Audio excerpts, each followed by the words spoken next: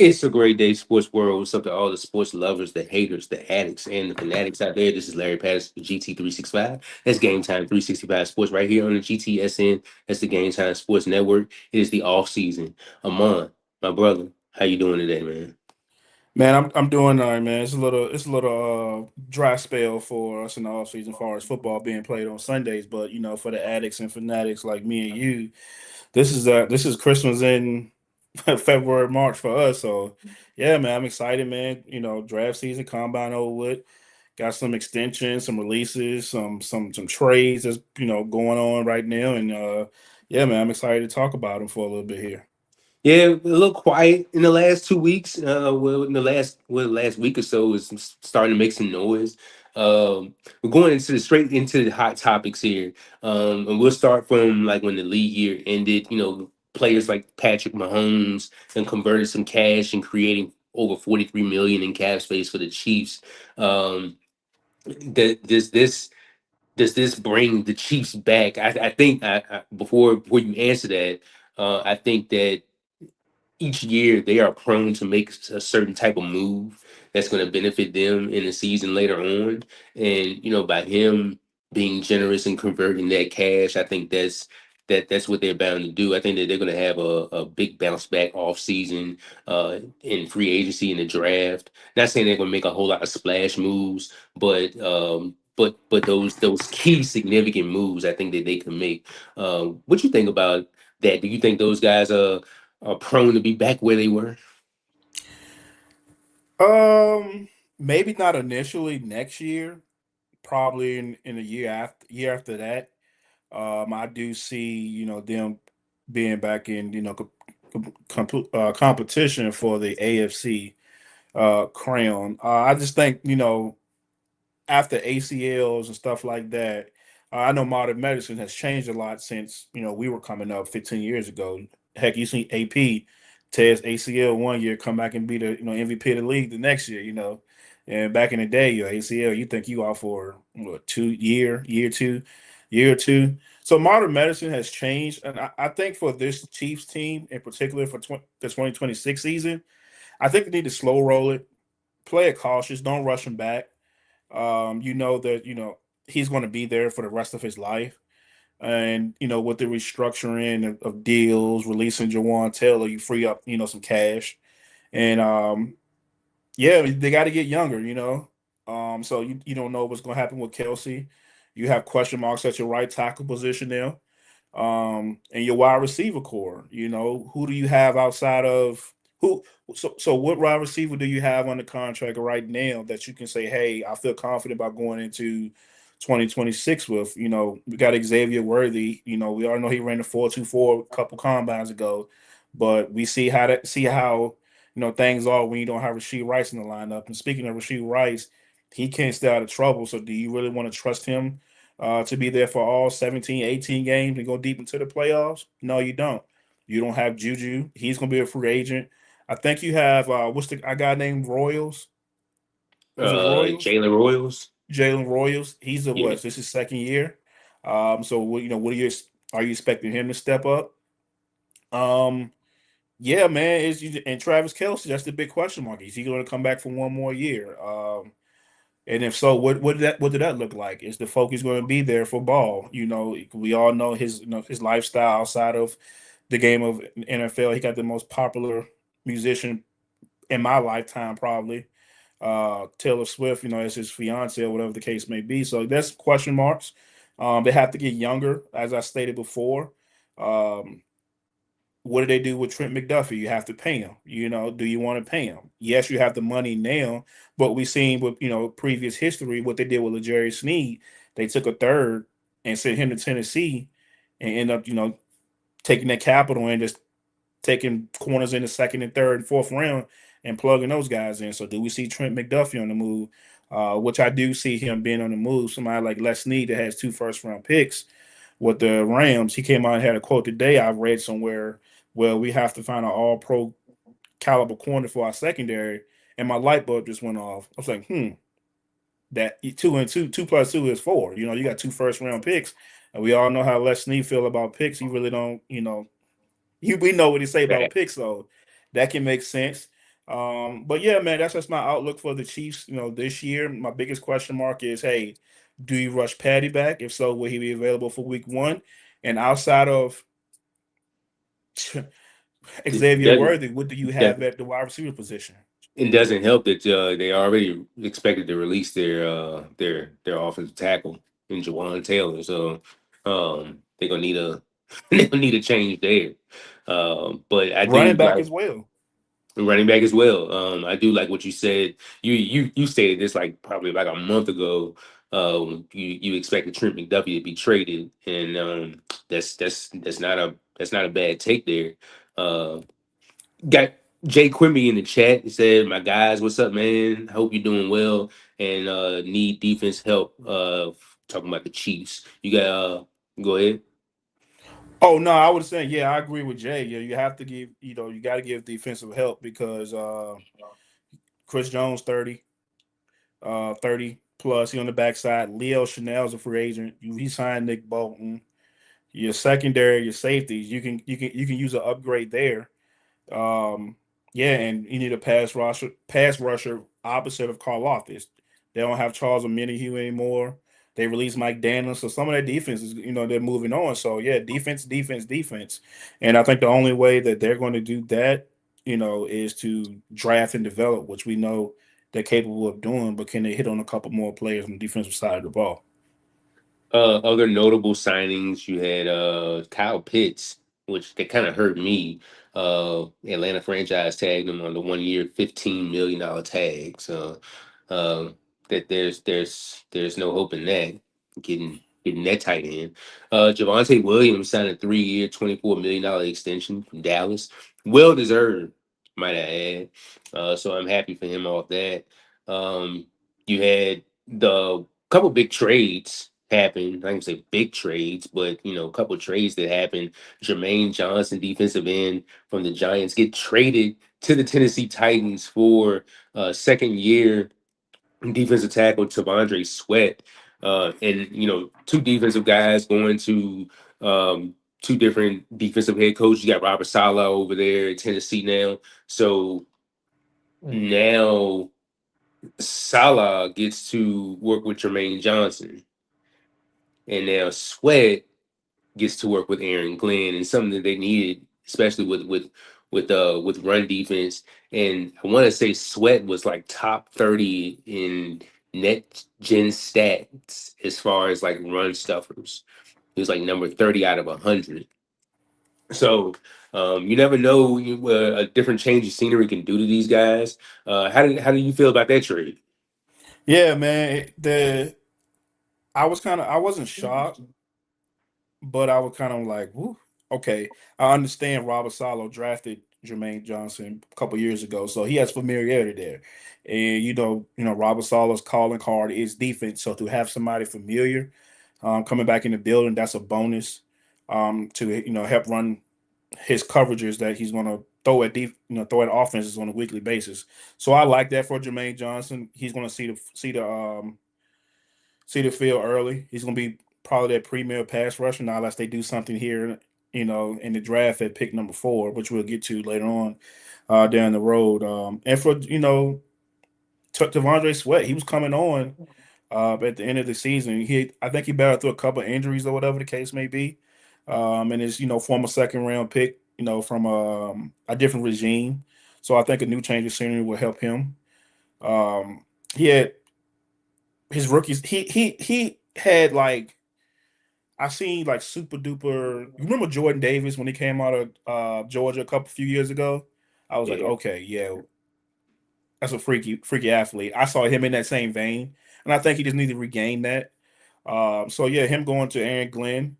Aaron Glenn like to run multiple fronts, so he's gonna be head up over the center, and he's gonna stuff the run and give you a little bit of pass rush on third down.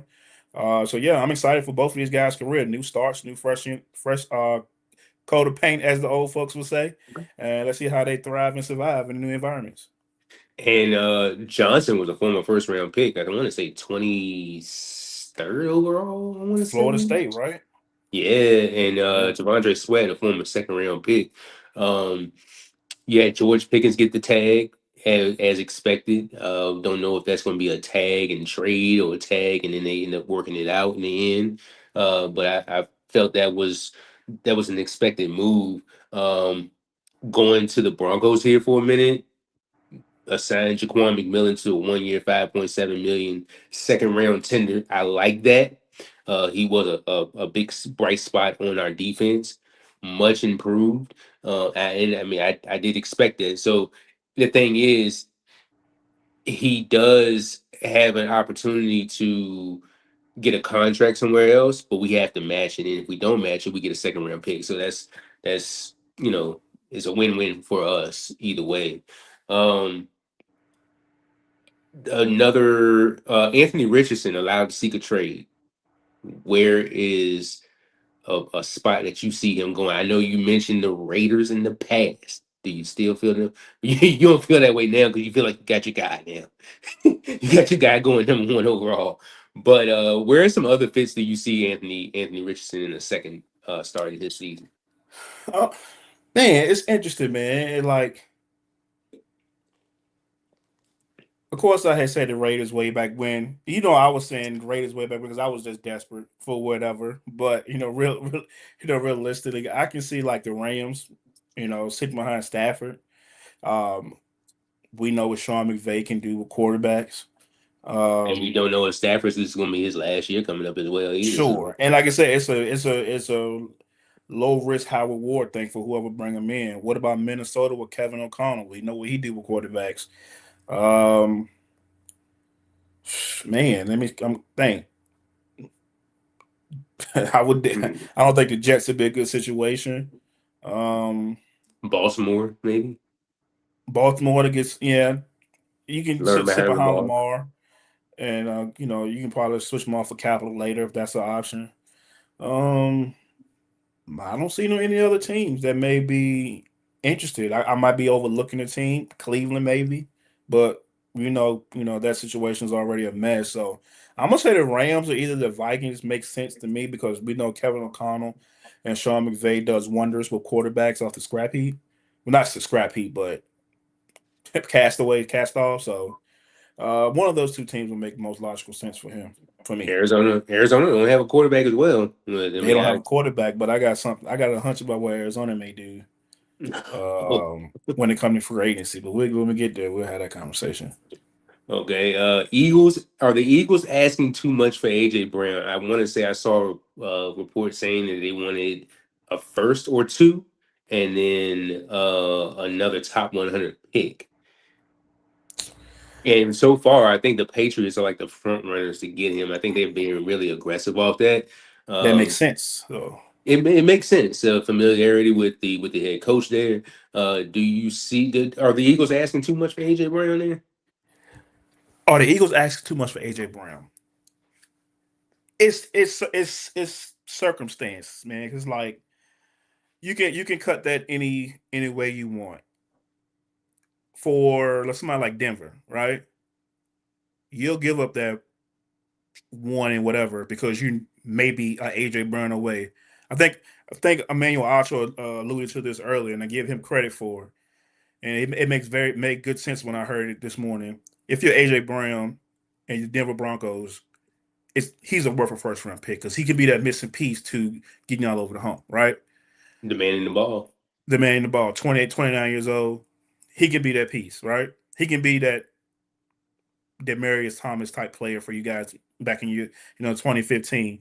But if you're somebody like like the Raiders or whatever, or let's say the Browns or whatever, doesn't make any sense, right? Because you're not a AJ Brown piece away from making the Super Bowl, so he's not worth the first round pick.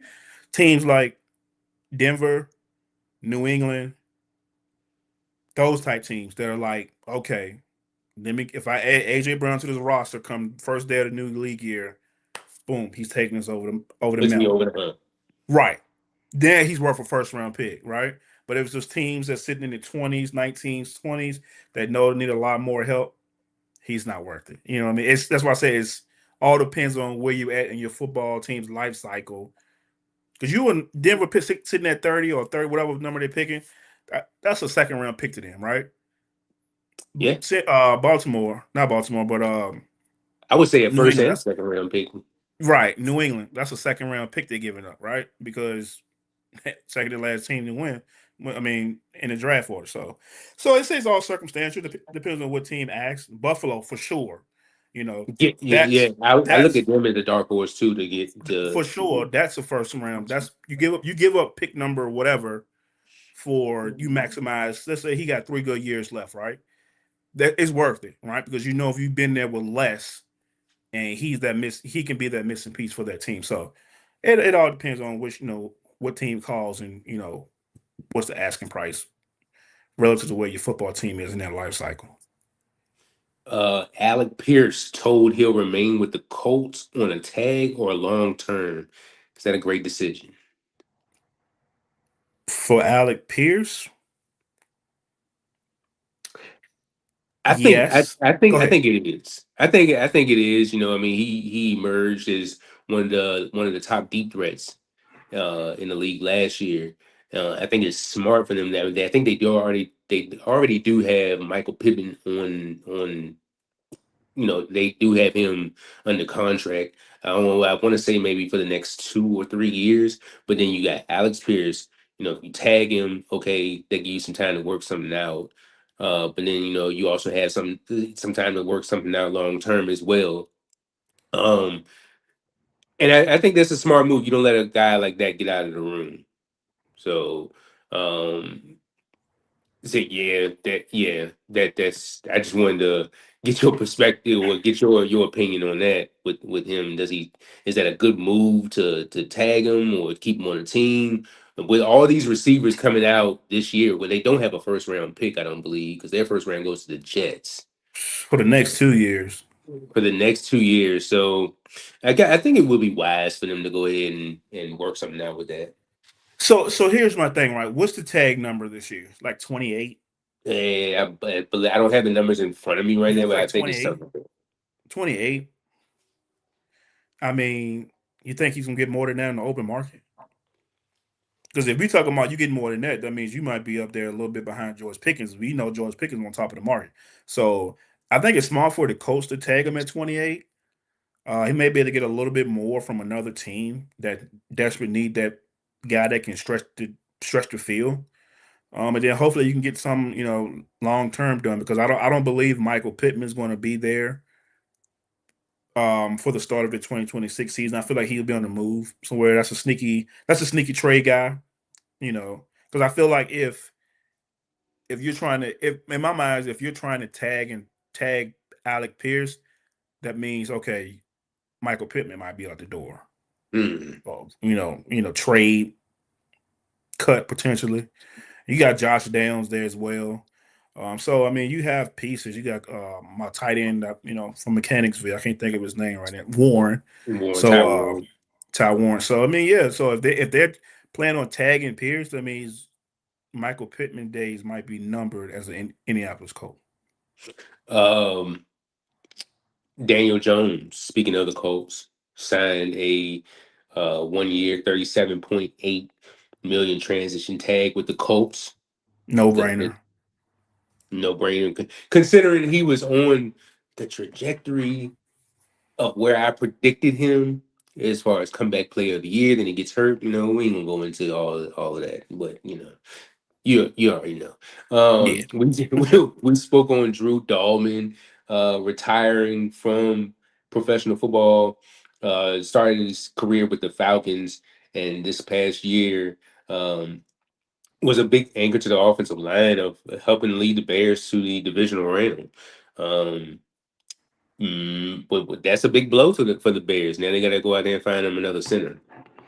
Yeah, man, that's a huge shocker. I know when I sent you the link today, we was like, whoa. This changes Yeah. up your plans a little bit. I mean, I'm pretty sure the Bears knew about this before it got out to the media, of course.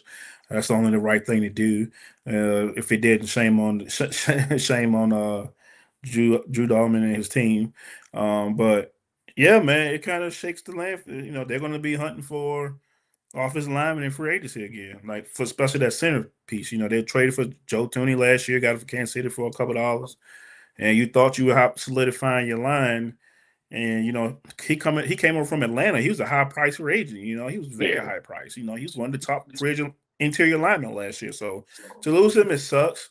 Unfortunately for me, in my humble opinion, um, it's easier to find interior lineman guard, center guard to than to find these tackles that can hold up versus these elite pass rushers in the on the edge. So for me, it's more of a dang that sucks.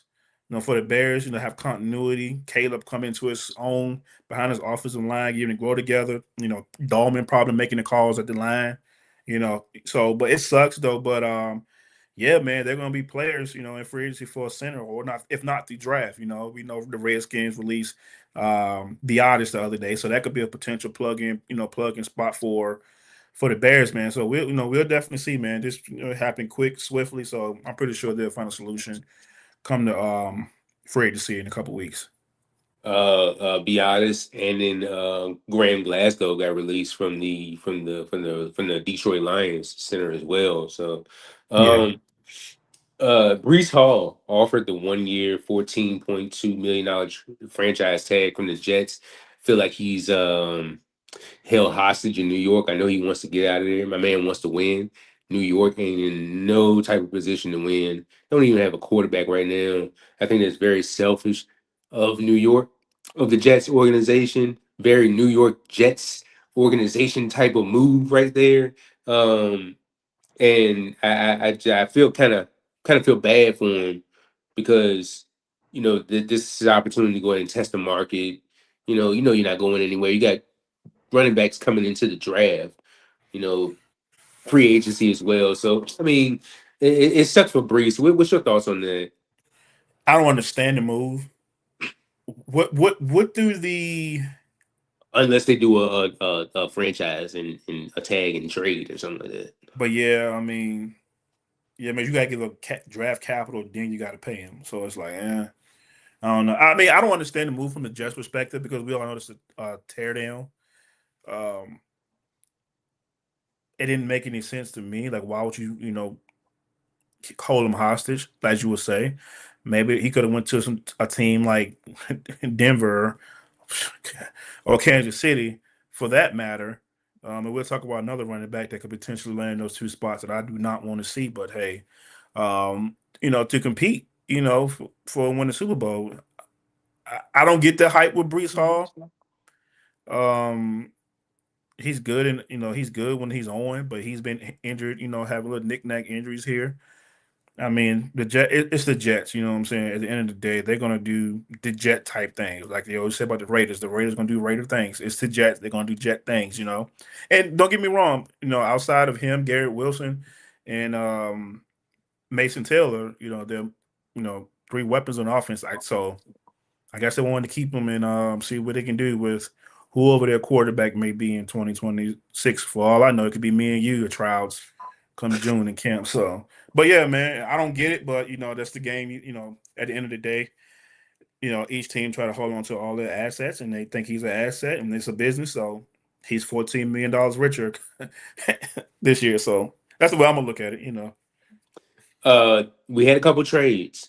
So we had the Texans and the Browns do a trade. The Texans gave up a fifth round pick for this year and the Browns in return got offensive tackle Titus Howard, and they are expected to sign him to a 3 year, $63 million extension. Word is.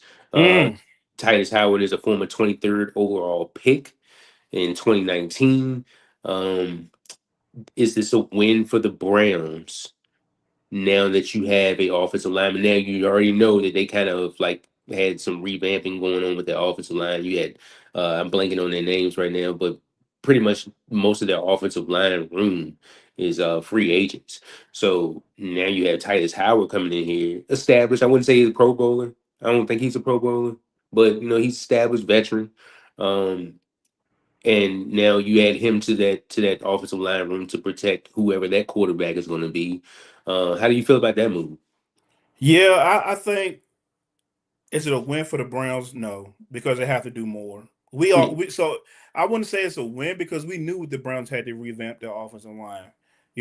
So yes, they got Titus Howard. He's a body. He's a serviceable guy, but they didn't have anybody besides him. Well, now him and Dewan Jones on their roster as offensive linemen. So I mean, yeah, I guess you can say it's an upgrade for that team. But we all know they got two picks in the first round, and when we get to the mock here, down the road, um, one of those picks is going to be an offensive lineman, in my opinion. So yeah, man. I mean, it's a win and win. It's a win for the Browns in that sense. For the David Montgomery piece, right? We said David Montgomery. Oh, that's another one. That's another trade. Yeah, Go ahead. yeah, yeah, I'm getting yeah. ahead of you. Sorry. So we so we done with the Texans and the Browns one, right? Yeah, yeah. Okay, so the Lions and the Texans also. The Texans been There we making some go. moves here. So the Lions and the Texans made a trade. The Lions get a 2026 fourth round pick and a 2026 seventh round pick. Also, offensive guard Juice Scruggs. There you go. And for in return, the Texans get running back David Montgomery, a former third round pick in 2019. Now the Texans get a sure running back, potential, 2 down, 3 down running back. I didn't expect him to go that route. Makes me wonder what happened to Joe Mixon that, with I don't know, with the lower leg injuries or whatever, but I didn't know it was that deep. Uh, but the Lions get an interior offensive lineman, and then the Texans get a running back who can help out their running back room, and the Lions get 2 extra picks in this year's draft as well. So, how you feel about this trade? Yeah, man. This trade tells me that the Lions are going to feed Jameer Gibbs the ball like no other now. They're going to give him the ball. You know how the Falcons give Bijan the ball in so many variety of ways. It's about Yeah, his workload about to pick up, and plus he's up for a bag here. I think this off season, so they probably gonna get that done. And had to probably clear a little space or whatever. And they want to give him more runway to be successful, and taking the split the carry between him and Montgomery wasn't letting him really do his thing. When he was playing, we seen whoa, this guy's electric. So you're going to see that on full display now. Um, now you can and see more it's Jameer better. Gibbs. Yeah. So I think Montgomery he has some stuff left in the tank. And like you said about the Joe Mixon thing, I don't know what was going on. Something must have been a little more serious than what people led on. Um, So yeah, man. I mean, I think it's a good start for him. We saw how CJ ended the year last year. It was a mess. So I think Joe Mixon coming giving not Joe Mixon, but David Montgomery the ball to unscramble his brain or whatever he had going on. Because I think he threw me and you a pick in the playoff game. So uh, I think it's beneficial for both sides. But I think now they're going to really unlock Jameer Gibbs and let him flourish and get that young man paid, as Mark Jackson would say. Yeah, I wouldn't be surprised if the Lions go running back later on in the Oh, for draft. Just sure, a just to thousand add to that. percent. Yeah. So now we're off with the hot topics. Let's get ready for what we came here for. Oh, it's the main event right here, baby. The main event of the evening, and that is the mock draft 1.0. We've been sharing ideas and going through this for the last couple weeks. Was supposed to have been happening a couple months ago and back in January, but life be life. Life happens.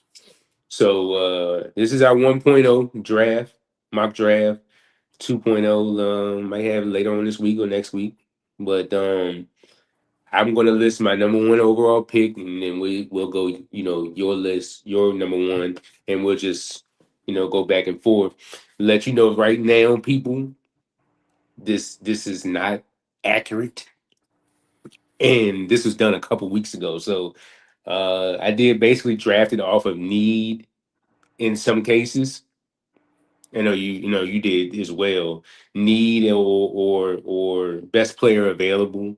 Um, but we truthfully don't know what's going to happen in these situations. But we do know that number one overall, that the Las Vegas Raiders are taking Fernando Mendoza, quarterback out of Indiana. Um, I think this is a move that needs to happen. That there's been a lot of talk of how the Raiders should trade out of that pick and then wait to next year. Possibly the Jets getting Fernando Mendoza.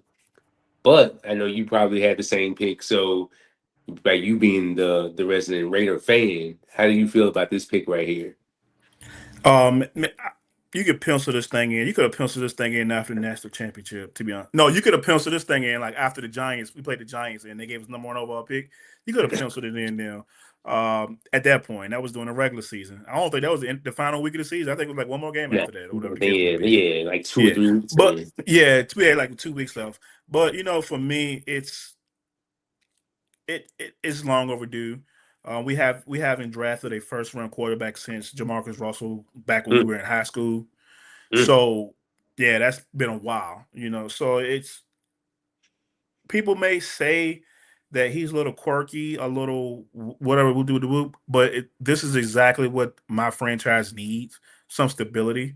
You don't have you're not going to have to worry about Mendoza on a Saturday night in Vegas doing something he ain't got no business. If anything, he could be trying to get everybody to come to Bible study on a Wednesday night in Vegas. You know what I mean? So you don't have to worry about him doing anything crazy. And I think he's excellent. Yes, we know he ran a lot of RPOs at Indiana last year with Kirk Cincinnati, and people want to poke holes in that, but somebody had to run that offense, and he ran into a T.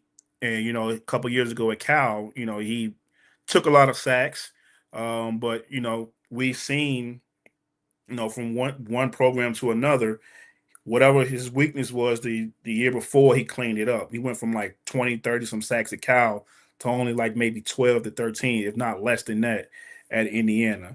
And like I told Rob a couple of weeks ago when we were on, he's a program changer. He did all this not throwing the 4 and 5 star recruits. He didn't have the Jeremiah Smiths, the Carnell Tates, the Makai Lemons, the Jordan Tysons, the Zachariah Brent. He didn't have none of that. He had all players from JMU that came up and rose the competition, and they balled out. So I think for the Raiders, this is the right pick. This is the only pick. I would not. They're not going to entertain doing anything else. Yes, the Jets will call, but you say thank you, have a good day, thank you for your offer, and you hang the phone up. Because this is franchise. This is a franchise altering player right here that can make me sleep good at night for the next 10, 15 years of my life being a Raiders fan. That hey, we know this guy's gonna come in, show up, work hard every day of the week. He's gonna give you 100%, 110%. And having Tom Brady in the building to be his mentor is only going to benefit him, and it's going to benefit his teammates. So yeah, man, number one overall pick Fernando Mendoza. This is not even a question. So come draft night, if we take more than it's not going to take 5 minutes for us to get the pick up there to Roger Goodell. Of course, he can call and say, "Hey, save it for 5 minutes," and then you bring it up. But this is a slam dunk. This is a no brainer. In my comp for him, um, I see a little Matt Ryan in him. Like we talked about it. See a little Matt Ryan, and then and I know I'm probably in the minority on this. I told you you don't look at me crazy as well, and I'm okay with that. His ceiling is Joe Burrow when everything's right. And I'm not saying that to be, because it's my team. It's just similarities that you see in the pocket. He's stone cold, he's accurate. He can get the ball out on time. Yes, Decision I like to making. see decision making. Yes, I like to see him to be a little bit more of an anticipatory thrower, but that'll come with time, being in the league. So number one, we're not gonna overthink it. Number one overall pick, Fernando Mendoza to Las Vegas Raiders. I ain't gonna lie. At first, I did have y'all See, selecting here you Harvson. go. See, here you go. Here you go. About to say some Alvin Reese or David Bailey. See, man, we come on, bro. No, bro. You need the help. I mean, you could be trading Max Crosby could be going out the door. I mean, Oh. Speaking of that, he's going. Never mind. We'll save that for another day. We'll save it for brother. Where you go? I lost you here. But yes, number one overall pick, Fernando Mendoza, Las Vegas Raiders. Yeah, you Can back you hear now. me? Yeah, I got you. I can hear I you. can't hear you. Hold on. Let me go out. Okay, but yeah,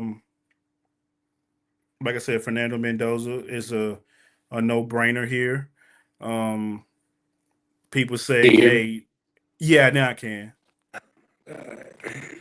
Then you wanted Dante Moore, but he went I back to can't school, hear which is probably the nobody. right decision. So yeah, I'm excited. Can you hear me there, brother? Larry having some technical difficulties over there. So stay with us, y'all. But we're gonna move on to the number two overall pick. And the Jets. I have the Jets taking David Bailey out of Stanford via Texas Tech. I think he's the most skilled, the best pass rusher in the draft. Now people may say Arvell Reese Fuck. is the second, best pass rusher in the draft or the best pass rusher in the draft, but I think Arvell Reese versatility, puts him a notch above Bailey. But what I think the Jets need right now is some juice off the edge. So I'm going to take David Bailey with the number two overall pick to the New York Jets and give Aaron Glenn a bona fide number one superstar pass rusher to kickstart his defense. Can you hear me there, bro? Can you hear me now? I can't hear you at all. I don't know what is going on. Okay.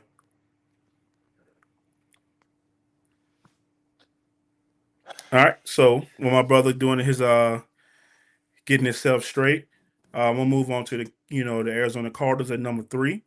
And I took Francis Manoa, if I'm saying that right, sorry, out of Miami. The right tackle, good athlete, is good athlete in space. Can some people project him as guard? As guard, I think he can play on the edge. I will play him at tackle until he fails. Hopefully, we're not going to have and I'm not going to do this. I'm not going to beat my boy up, but a Will Campbell situation. But I do, question around him, question him about some of the speedy pass rushes will be an issue. I don't know, but we'll definitely see here come late April with the Arizona Cardinals. They can go a number of ways. They can go Jeremiah Love. They can go Sonny Styles. They can go, Caleb Downs for that matter. But I got him taking CC Manoa here with the third overall pick. That's Okay, a lot, man. and then with the Titans at number four overall, um, I went for Aurel Reese for this pick. This is a classic Robert Sala type guy, high energy athlete that can play on ball or play off the ball. I see him more of an off the ball linebacker, but he can drop down and play on the edge, in my opinion. He just don't have enough pass rush snaps at the edge position. He only had 138 pass rush snaps, I believe, between 2024 and 2025. So there's a lot of room there for him to grow. 6'4", 230 something, running the 4.46. You don't pass up, athletes like that. And some people want to comp Michael to him. I understand that as well, but that's not a bad comp at all. So I have the Titans taking Alvaro Reese um, with the fourth overall pick. Okay. Chime in down chat. Chime in if you think anything totally different. I love to hear you guys' opinions. All right. Then with the fifth pick of the 2026 NFL draft, excuse me, I have the Giants taking. You back, brother? Yeah, I'm back. Okay. Also, I'm gonna give you a rundown before I start with the Giants, and we're gonna play these last three picks back, and let me know what you think. Okay. I went number two. I went David Bailey from to the Jets at number two. I went Francis Manoa, the right tackle, to Arizona at three. For the Titans at four, I went Alvaro Reese at number five. That's where I'm at now. I went Carnell Tate. Let me know what you think about those picks before we move on. I'm glad you're back, by the way. Yeah, great to be back. So at number two, I took David Bailey as well. And number three, I took Spencer Fanu from Utah, going to Arizona. And number four, I took Arvell Reese to give them another pass rusher. At number five, that's where you at. Yes, And you took who? Carnell Tate. I took Francis you know Maui I'm talking Noah. My, my, yeah. from offensive tackle from Miami. The Giants are interesting here because they can go. They got a lot of choices that they can make. They can go Carnell Tate. They can go, Caleb Downs. Well, I don't know about Caleb Downs now, but even though he's still a generational talent, I think he'll still be in that mix somewhere. Team's just gonna have to be patient, but they can go a number of different ways for the Giants. So I went with Francis there at five. Okay. I see that. Um, Remind you that this is my draft. I put it together before the combine. So, I mean, Sonny Styles kind of like made me scratch and like, rewind. But, for right now, I'm going Carnell Tate because I feel like that duo opposite of Malik, that guy opposite of Malik Neighbors, will be beneficial to Jackson Dart, and we all know um, Jackson Dart is the number one thing that the Giants wanted to develop. So that's why I went with Carnell Tate because and he's worthy of this selection in top five, in my opinion. You can say Tyson Lemon. You know I'm more of a Lemon guy, but for what the Giants need right now, I think Carnell Tate makes the most sense for this football team. Yeah, and what better way to help Jackson Dart out? To giving him an elite pass catcher. You already got Neighbors, and then you get another one. You already got Theo Johnson as well, the tight end spot.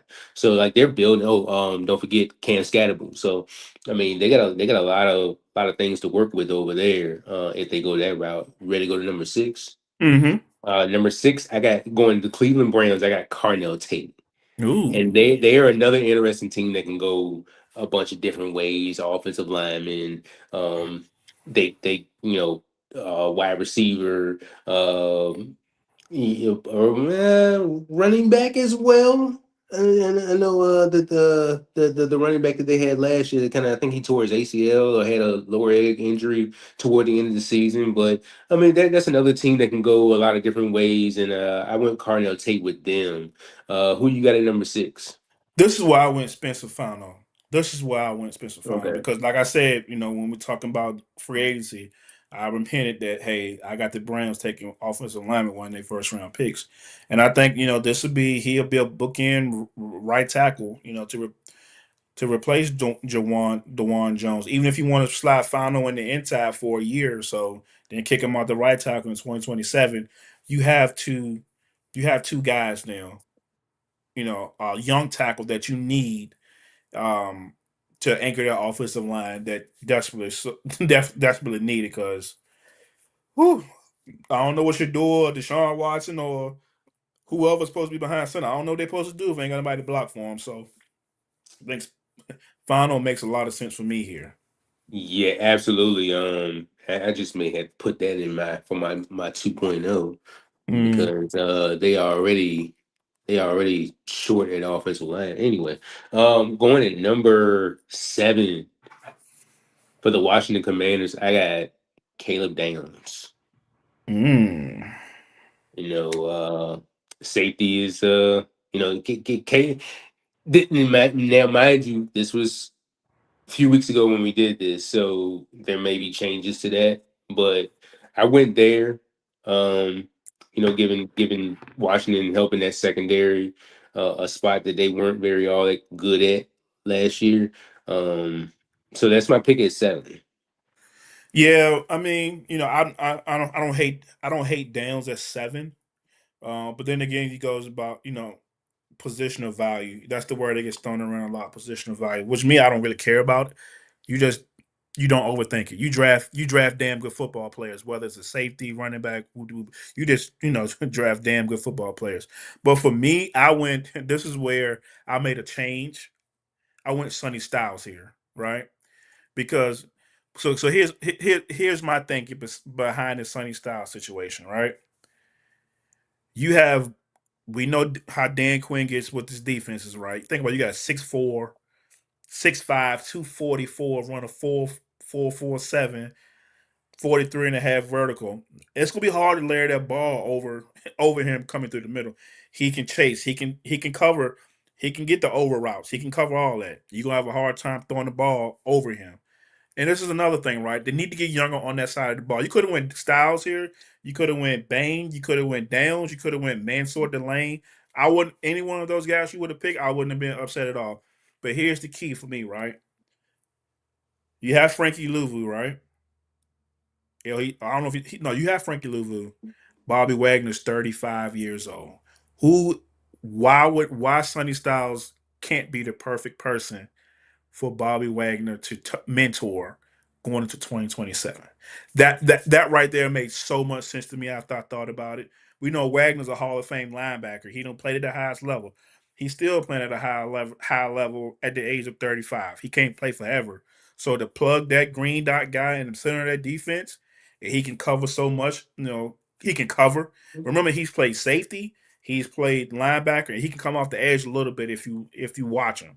He's not, they don't ask him to do it every down or every so often, but he can come off and rush and pass a little bit. So imagine having a guy that's been played all three levels of the defense at a high level at Ohio State. Remember, he played safety his first season, and then he got Matt Patricia, his NFL defensive coordinator, Super Bowl winning defensive coordinator, his last couple years. And think about the game and how complex it's been, him learning at a high level, and Downs as well under Matt Patricia. So you take Styles and you plug him in and let him play beside Bobby Wagner for a year and be in the locker room with him for a year. You can transition from Bobby Wagner after this year, and you got your green dot guy for the next 8+ years in DC. So that made so much sense to me. And then I like that what you said, because in some packages, especially on third downs, third and fourth downs, you can have him at the edge spot. He Like you can, said, you can place him anywhere. So and yeah, he don't have to he don't have to come off the field on third downs. He can stay on the field. He's not one of them linebackers who's just a thumper like CJ Allen. You might have to pull him off the field on third down. He can play all three downs and play all three levels. And I think that positional flexibility is why I took him here. It's like that's why I told you the other day on the phone. I was like, yo, his ceiling is Arizona Titans at 4, and his floor has to be at the Commanders. Has to be. I think with the performance that he had at the combine, He stock is probably won't be there. definitely rising. He probably won't even be there for the Commanders if we're being honest with you. I think, and that's why I say we did this mock draft, put it in stone a couple of weeks ago. I think what he ran and did at the combine, yeah, Tennessee might be like, yep, he's that guy. Yeah, yeah. Arizona probably All Arizona right. probably say that too. Arizona, I said, whoa, wait a minute. But in Arizona's case, and the reason why I went was, CC Mount knowing to go, I know we're backtracking a little bit with Arizona and where, you have to block Byron Murphy, Demarcus Lawrence, Boya Mafia, he's a free agent. You have to block Nick Bosa, Michael Williams, and then you got to block Byron Young, Braden Fisk, Jared Verse. You got to look. You got to block them boys, and yeah. So that's why I went CC, at number 3. So anyway, we backtracking a little bit. So Going at number, you ready for number 8? yeah. Go ahead. So number 8 is Saints. I had the Saints taking a pass catcher in Jordan Tyson from Arizona Ooh, State.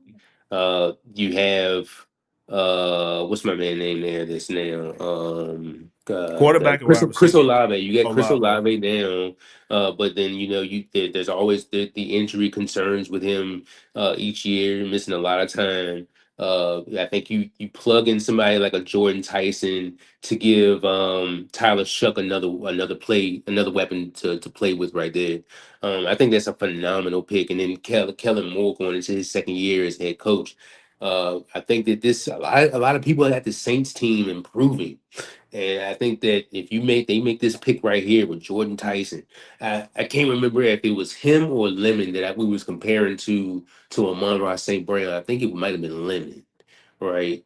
So but Jordan Tyson, I mean, he amongst is one of the elite receivers as well in this draft. I think that New Orleans hits big with this pick right here, and this can set them up as being one of those teams that's going to improve going into the NFC South next season. Yeah, man. I think you went. I think you went in the right area with the position. I just went Mekhi Lemon here.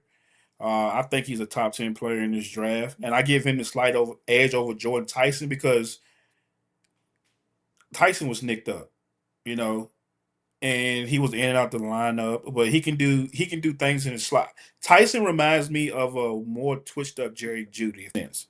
Mm. He's a more twitched up Jerry Judy. He can go up and get high point the ball, but I think Lemon is my guy. I've been told you this from 2 months ago. He's my guy, and the goal for the New Orleans Saints here is to make sure Tyler Shuck is given the best opportunity to succeed. You can't go wrong with either one. Either one is worthy of this pick right here. But me, I think Lemon gives me the slight nod because if it's he can catch the ball, he don't drop anything. And then he's a little more healthier and has less question marks around his health than Tyson do. But I have Tyson going a little later in this draft. But yeah, man, you can go Lemon here, you can go Love here. I wouldn't or you can go defense here. You can go Bane here, whatever you want to do. But if Kellen Moore, he's going to want to make sure Tyler Shuck succeed, and I think Mekhi Lemon will be a great piece to add to this offense. Then in the Big Easy. Let me go ahead and we'll have this to play back. 2.0 is definitely going to be different. Oh, it's 100% different. A hundred Man, you percent. people, man, you people were reminded this was done a couple weeks ago. So we're gonna move on to number 9 here. And I got the Kansas City Chiefs. This is no trades, by the way. I got the Kansas City Chiefs taking Jeremiah Love, running back from Notre Dame at number 9. I think Isaiah Pacheco is a free agent. I think they're gonna be looking to move on from him. I think with Jeremiah Love is definitely a running back that the Chiefs have been needing for the past couple years. You bring Eric Bieniemy back. He was a big contribution to the run game. The reason why they won those Super Bowls. Um, early on, and since Bieniemy left, that run game just hasn't been the same. They've been pretty much relying on the defense, and then Patty Mahomes, just being heroic. So I think this is the right move for them right here. He could go earlier, but Chiefs also can go another different multitude of ways as well. But I got Jeremiah Love going here at 9. You know how bad that'll piss me off if that really happened. I'll be mad. I'll be a sad sack of you know what. But like I said, hey, I can see Jeremiah Love going here, and I wouldn't be upset. Hey, you got to give Mahomes some. Not to say Pacheco and them couldn't handle it, but you got to give Mahomes some weapons, a dynamic guy like this. Plus, you take Jeremiah Love right here at number 9. You take the pressure off Mahomes being the guy that got to answer the ball. He can run the ball now. You can get a ball off to him. You don't have to drop back 35 times with Mahomes and throw the ball. You can get a ball, to Jeremiah Love, and he coming off an ACL. You don't want Mahomes to have to do much, right? So with Right. the pick like Jeremiah Love, you can put him out wide. He can run jet sweeps. He can do everything, right? So that in that sense, I understand the Jeremiah Love pick, and I wouldn't be mad at it at all. I'd be pissed about it for the rest of my life until he gets a second contract somewhere else. But I understand. And for the Chiefs, I went Ruben Bain for Mhm. me, and only because hey, what I said earlier, they have to get younger on defense. You have to do something with Chris Jones. Um, getting up there in age, you need an opposite pass rusher beside George Karlaftis and Ruben Bain and George Karlaftis coming off the edge in Kansas City. Yeah, that ain't nothing to play with. And also, you can kick Bain down in the inside on third down. We've seen him play over the guards and kick that what as well. So I think the positional, that he's a he's a he's an edge guy, quote unquote edge, but he can play all techniques go down the line of scrimmage. So I'm taking Ruben Bain here. I would hate to see that as a Raider fan, Bain or Love. But knowing the Chiefs, they need to get younger on defense, as we stated in the second block. I mean, the first block, and I think Baines would be a perfect fit. If they're a big static. I wouldn't even wait to run the car to the podium if he was here. The only thing that we would give me pause, and I don't think it's an issue like people make it out to be. Yes, he's an So outlier. His is the arm arm length. it's the arms. And I was But just when about to he say that. yeah, but when you see him on film and on these clips and everything, you know, pushing your offensive tackle back into your lap, what do you do? So it's like you damn if you do, damn if you don't. But he has A+ traits. You know what I mean? So he can get off the ball. He's powerful. How can you turn that down? So either he's going here or he's going to Cincinnati. He ain't going no further than that. So take your pick. Well, speaking of Cincinnati, I got them at number 10. I got them taking Keldrick Falk, Ooh. defensive tackle out of Auburn. Um, Defense has been a problem with them for the last couple of years, and I think you're building that piece by piece. I think he'll be a big addition to interior pass rushing and running and stopping the run. So I went here with Keldrick Falk at 10 for Cincinnati. Yeah, that's 10. Maybe is a little too rich for me, but I understand why. I see the upside. He's 21, 20 years old, 6'5", 270 something. I get it. But then on the other side, it's like you took Shamar Stewart last year, And look how and that worked. and look how that worked out. Not to say that hey he can't do it. It's just, do you really want to take two premium picks back to back and put it in that room where you really may have some questions, Mark? Because we're not going to see the best version of Keldrick Falk till he's 24 or 25. And can you afford to wait that long before he gets there? And you can, and that's not a bad idea at all. But I think it's a little too rich for me.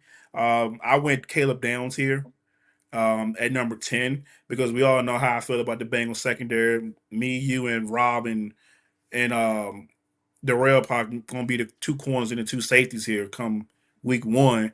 And I just think they need a game changer, a program changer. He's played, with two great college programs at Alabama and at Ohio State. So he's getting NFL coaching on a So daily basis. he He's ready. getting it. So he can play in the slot, he can play in the box, he can play up high. I just think that versatility and him being a great player, he come up and hit you. He'll take the ball away. He give you some versatility in the special teams game. So I think taking Caleb Downs at number 10 definitely sets a new foundation for your secondary, and he brings a little bit of attitude. Yes, we know there's some reports out there about his ACL and being degenerative, and like I told my boys this morning, I don't care. I care. It's not a concern because what we said about AP, modern medicine makes people come back a lot faster than what they did back in the day. So yes, it is a little concern, but I'm not going. That's not going to stop you from taking him here at number 10 with the Cincinnati Bengals. And what a disappointment for Shamar Stewart, man. Like, Yeah, it's disappointment, but I can see if the production was there in college and then they drafted him and it was like, oh, what happened? But it wasn't there in college, so why would you think it would translate? And like I said, it's just year two for him. Maybe the light comes on and year two, who knows? But hey, like you say, I just feel like you spent capital in that off on the defensive line. You drafted Byron Murphy 3-4 years ago, 28th overall. Yeah, and then you went and got Shamar Stewart. So I think it's time to. And your secondary hasn't been good since. Shoot, they had Leon Hall in them back in the day. But everybody remember Leon Hall in them. So Drake Kirkpatrick, those type days. So I think Caleb Downs. You need that tone setter for your defense, and I think Caleb Downs is the perfect guy to set the tone for that Bengals defense going in. Especially if you want to keep Joe Burrow in Cincinnati, you need to play some type of defense because the offense is there. So and they're not bringing Trent back either. No, the Trey Hendrickson. So But that's another whole conversation for another day. The Bengals just stupid. Sorry, Bengals fans, you up there, but your front office is ridiculous. We're gonna have that conversation another day. Uh, got a chat from Mr. Rollback. He said Stewart got off to a bad start. The way the Bengals handled his contract situation was atrocious. Hard to bounce back from something like that. So hopefully, with a full off season, he'll be in shape. yeah, Yeah. I definitely agree with him. I mean, you putting something in, and we're not gonna go for no, not go down this road, but you're gonna put some language in somebody else's contract that you didn't put in everybody else's. That kind of make you feel uncomfortable. And then, like I said before, you didn't have the production at Texas A&M, and I know how coordinators and defensive line coaches are. Oh, if I just get him in my building, I can. But it got to translate a little bit. You know what I mean? So yeah, Keldrick Falk, I get that pick. I understand this. That's a swing and an upside pick. Um, I see a little, and I hate to do this, but I see a little Tyree Wilson there. It can Mm, be that way because we know how Tyree Wilson, he's 6'6" too. mm, I see it, but I don't want and not to say Tyree. People say he was a bust. He should have never get picked number 7 overall, which I do agree. Man, Jalen Carter was staring me right in my face on draft night, but we went Tyree Wilson. I can't do nothing about it now. Whatever. But I see a little bit of don't do that. I see a little bit of Tyree Wilson there. But Keldrick Falk can play the run though. He can play the run very well. I think 6'6", long wingspan. I understand it, but yeah, definitely. I'm going Caleb Downs for sure. At number 11, I got Jamal McCoy Hmm. going to the Miami Dolphins from Tennessee. It's definitely a need for them. Somebody to go ahead and shore up their secondary. Um, Giving him going, getting him down there in South Beach. I think who is they got a new head coach, the defensive Jeff coordinator Halfley. from Green, yeah, Jeff Halfley. So he gets a fresh cornerback from Tennessee to go there, and we'll see what happens there. So who you got at number 11? I went Mansour Delane here from LSU. So we So went okay, so both went you was corner. thinking, yeah, Yeah, so I went Mansour Delane here. I think he's, coming over from I think he's from Virginia Tech. I think he transferred over to LSU. LSU. Yeah, so I think he's sticky. It's 5'11". You can play off, play on. So I just went Mansour Delane here, and I want to. I'm gonna do this then since we're on the Miami Dolphins. And I remember when I told you in the car earlier today that I had like a sleeper pick here, and I want to wait till 2.0, but I'm gonna say it now, right? You could be like, "Boy, you smoking." What if they So go Ty Simpson here? Tua's not going to be there. Jeff Halfley, he want his guy in the building. What if they go? I'm not saying it happens here, but what if they go definitely Ty? a possibility. It's a possibility. What if they go Ty Simpson here? What if they take him and steal him from the Jets at 16, the Steelers at 20, the Browns at 24? I'm just saying. I'm not saying it's gonna happen, but come draft night, if he goes 13 to Miami, because we all know they're gonna get released too, or whatever the case may be, he's getting released. Don't be surprised. I say I told you so. The only reason why I'm saying this is you remember how, and you know how life has a thing of recreating the same scenarios and stuff. Remember when Sean Payton came in, Russell Wilson had all that money, it didn't work out. He benched him, took the hit. Halfley come in, Tua got all that money. It's not working out. You take the hit, you start over. You draft Bo Nix, you draft Ty Simpson. Now I ain't saying that's the end all be all. Ty Simpson not gonna be. I'm not saying Ty Simpson's gonna be Bo Nix, but you at least want to say that's your guy. So that's why I say, hey, Ty Simpson is a possibility. But for this mock draft right here, 1.0, which I did a couple weeks ago, I went Mansour Delane, cornerback out of LSU. And Ty Simpson has some good throws at the combine. So He did. He I did. He mean, had I some know great they throws. still have pro days coming up. So I Sure. mean, is there a Yep. possibility? I know I'm gonna backtrack here for a minute. Is there a possibility that the Jets could go right after the Raiders and take a quarterback and just wait on the pass rush. For all that, I rather because you don't know if you're going to be back in the top 5 next year. You don't know that, Just like the Giants this year, they was in the they was in the top 5, and people weren't expecting them to be in the top 5 again this year. You just don't know, or I'm not risking that. Like I'm not going to pass up Reese, Styles, Bain, those type guys for a quarterback that people have a mid to late one on, when I can have potentially Arch, Dante, CJ Carr, Lenore's saying we'll do next year. So I know I'm not gonna take them at 2. Now, if you say 16, sure, I can see it, but that's all depending on one thing. And when we get to the Jets at 16, I'll tell you why I feel that way about a potential Ty Simpson spot there. So we're at number 12, right? Number 12 for the Dallas Cowboys. I got Sonny Styles.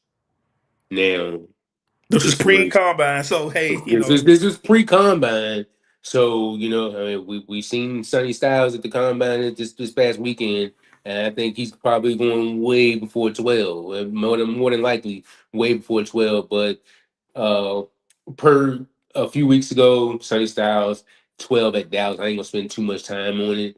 Um, but yeah, that's definitely a position of need for them right there. I mean, I ain't even got to go into all of it, but who you got at 12? this is where I have Jeremiah Love coming off the board at 12. And this is pre combine, so Yeah.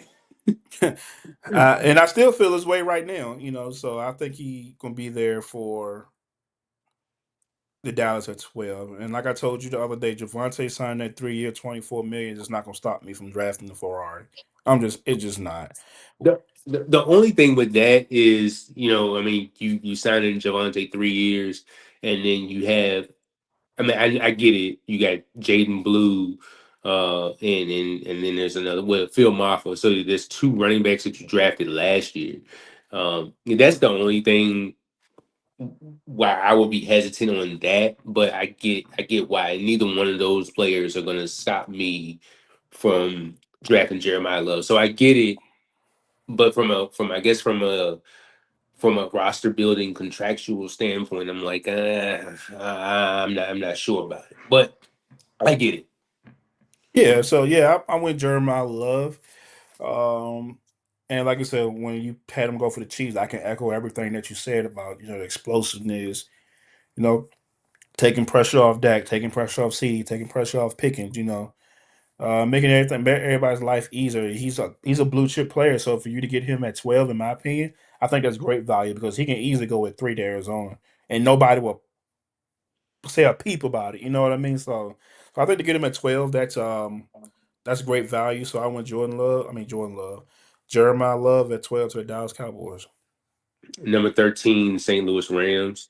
St. Louis Rams. The Los Whew. Angeles Rams. Yeah, I take it back. The Los Angeles Rams. This was the Falcons pick, and sitting at 13, I had them take Mansour Delane, cornerback out of LSU.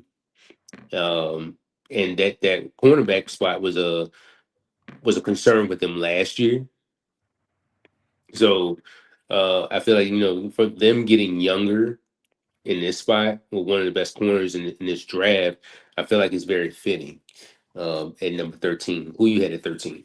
See, I think with a total, obviously, you took McCoy for. So you took McCoy. I took McCoy for the Rams. I took McCoy for the Rams because they need help in that secondary. Um, it wasn't up to snuff. We know we had the pass rush, and they got the pass rush.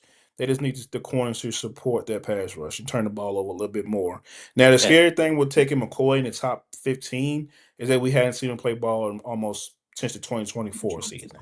And the simple fact that he didn't, participate at the combine, give me a little pause for concern. a little bit, but his weight, height, weight, speed, potentially, it's probably just too hard to pass because he was until he got not say I'm not gonna say no show, but until he didn't play or participate in the combine, he was CB1 for me. But Mansoor kind of like took that over, putting out consistent tape, having tape for 2025, having a good 2024 as well. So that changed the dynamic for me. But nevertheless, still a top 15 player in my opinion. So for the Rams to get him at 14 or 13 right here, I think that's great. Great spot, great value, and a need for them as well. So Jamar McCoy. At number 14, we got the Baltimore Ravens, and I took Ruben Bain. I took Ruben Bain Jr. at Baltimore. Now it probably won't happen. They drafted Mike Green and last year, so I mean, there's still a possibility that it could happen. But and we already touched on Ruben Bain early when you selected him for the Chiefs at 9, right? Yes, correct. So I know there's the concern with the short arms, but if you actually seen him, you know, um, but I got especially in the spot where Baltimore wasn't Baltimore. Baltimore for the defense, and Baltimore just wasn't that last year. I think Ruben Bain can definitely help them out. Will it happen? Probably not, but that's where I got him right there at 14. Okay, I'm gonna throw a curveball to you. I'm taking Vega Leon from the offensive guard from Penn State here. Oh, okay. Yeah, I'm taking him here. They need help on the interior, for sure. You about to lose. He's not playing center, but you're about to lose Linderbaum here in free agency. He's probably going to end up making 22 to 23 million dollars a year. But I think you Chicago need needs a center. Chicago needs a center. Vegas needs a center. Cleveland Browns need a center. My God, Ooh, we made the best exactly. winner, made the best bidder win. Oh, he might make he might be making receiver money by the time this thing over with. And at that point, Cleveland, y'all can have him. I'm not paying that. But I took Vega alone here. Um, a big nasty maul on the inside. He moves well, on the interior. And I think they need that upgrade there. I don't know, forgot who their offensive guards are right now. Forgive me for not knowing the guards that are currently on the Ravens roster, but I think they're a little older in the tooth. You want to get younger there. So I went probably not BPA, but probably the best player for the Ravens needs right now. And I went Vega alone out of Penn State, the offensive guard. At 15, Tampa Bay Buccaneers. I took Peter Woods out of Clemson. The reason Mm. I say Vita Vea, yeah, Vita Vea is he's aging, and you eventually you're going to need a replacement. Jay, if you're somewhere in the chat, give your perspective on it. Well, I'm pretty sure we'll talk soon anyway, but you're going to need that run stuff. Remember a couple years ago when Tampa was like so good against the run, like always and within the top 10 against the run. And last year, I don't think they were that team. And so, you bring in, a Peter Woods in, somebody that can, potentially help stuff the run and get some interior pass rush in there. I think that's not a bad spot for Tampa Bay to go in at 15. Yeah, man, I understand it. I get it. Like you said, Vita Vea is aging. Um, but this is why I went Keldrick Falk here, Okay. uh, to the Buccaneers because who are the Buccaneers pass rushers right now that you can think of? Yaya Black. Yeah, Black, My point exactly. Elijah Cansey, Yeah, but he's more of an yeah, interior guy beside yeah. Vita Vea. So you need the other guy opposite of Yaya. Yaya. So I, take a shot. Shoot the dartboard. 20 years old, and as you spoke before, 6'6", 275. Stop the run well. Um, yeah, man. I don't see why not. Is it a little too rich for me right here? Probably 20 to 25 what I see him going. So this is right outside of my range, but hey, scared money don't make no money, and that upside of his could be massive. So yeah, I went Keldrick Falk here, and don't be surprised if he's still on the board after the Bucks pick draft night. At 16, I took Ty Simpson, quarterback for the Alabama Crimson Tide. Took him 16 going to the Jets. Don't know if he'll be there. Uh, but what a way to uh pick an edge rusher at two and then circle back. And who knows, the Jets could, we got those teams that be very aggressive to move up because I mean, but if I'm looking at the Rams might be a threat to take Ty Simpson as well. Probably not because then I mean they picking at 29, but if they want to get that aggressive to get like their guy, it seeming that Matthew Stafford is at the end of his career, but it's a different story for a different day. But I got the Jets taking Ty Simpson there, and getting them a signal caller in here to help lead the way. Yeah, this is why I went Jordan Tyson. Him, Garrett Okay. Wilson. I mean, if I'm going to give the Jets Bailey at two, and we don't know what's going to happen to the quarterback situation, I'm going to do help whoever the quarterback is with Brees Hall on the tag. You got Garrett Wilson on the 5 year 130, something like that. You got Mason Taylor. You got AD Mitchell from the Colts in the trade last year. Go Hmm. ahead and pluck Jordan Tyson in there. Mm. Let him cook.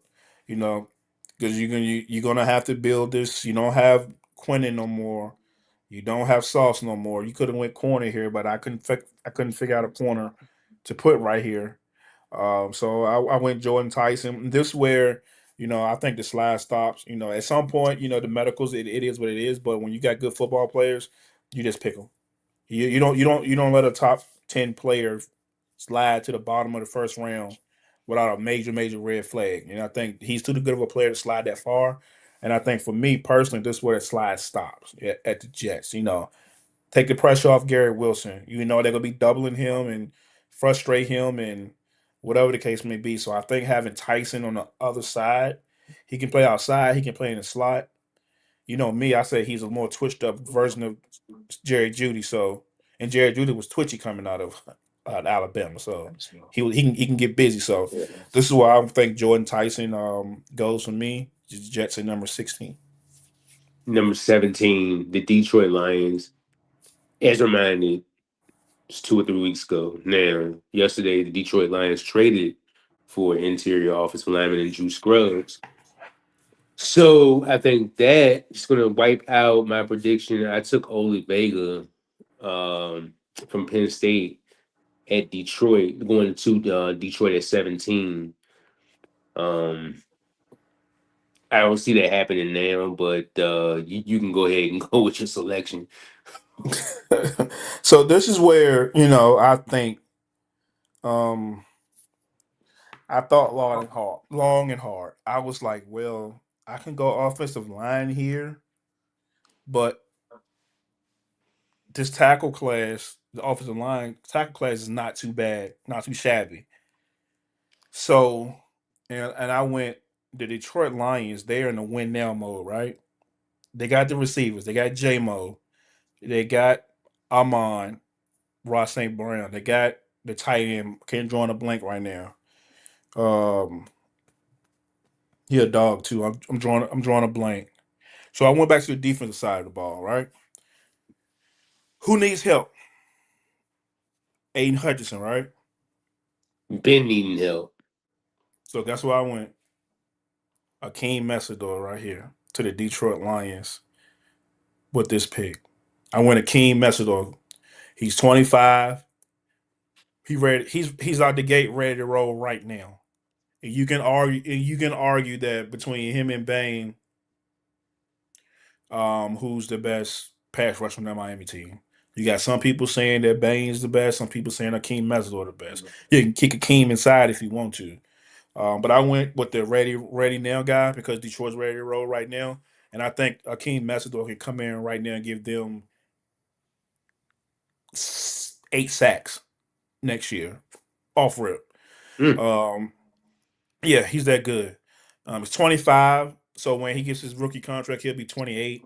But who cares about who cares about 3 years from now because you don't know if you're gonna have the job or not. You ready to win right now, so I'm taking him.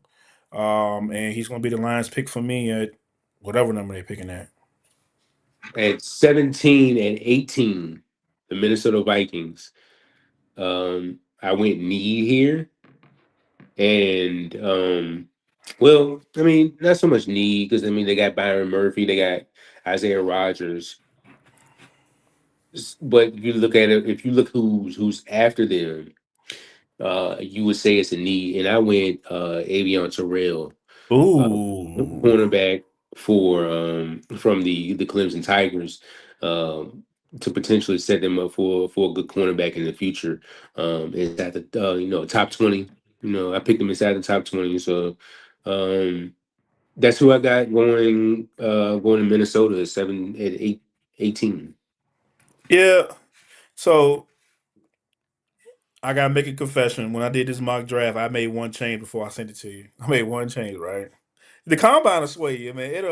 It'll make you change your mind about some things, right? So I'm looking at Brian Flores, right? Hmm. And I'm looking at, okay, you want to continue to improve this defense. We know we're gonna have some changing parts here.